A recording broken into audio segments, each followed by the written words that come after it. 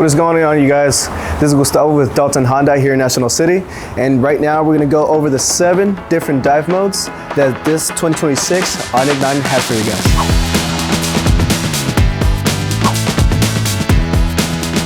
Alright guys, so believe it or not, this car has 7 different drive modes, and we're going to go over them with you guys. So we have our regular day-to-day drive modes and terrain, which is sand, mud, and snow. So you touch or press this little toggle here, you push it, and it's going to give you various features on your dash, and it's also going to show you eco, normal, sport, and my drive. So my drive is pretty self-explanatory. You can adjust either the power of the motor or the heaviness of the steering wheel, depending on your preference. Now, when it comes to drive modes, you go to my drive.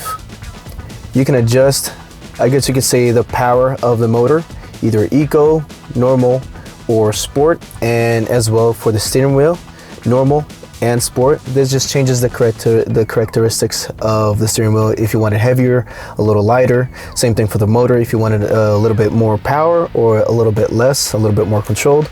Now if you go back, you have your brake mode.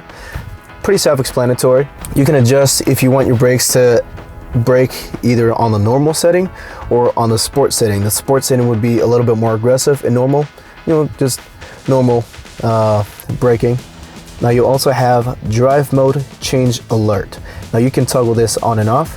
So basically, if you go home and you press the drive mode feature, is going to let you know if you're on eco, normal, or sport, and then it's going to take you to my drive, and it's going to give you this setting here where you can just click, and it's going to take you right back to my drive mode.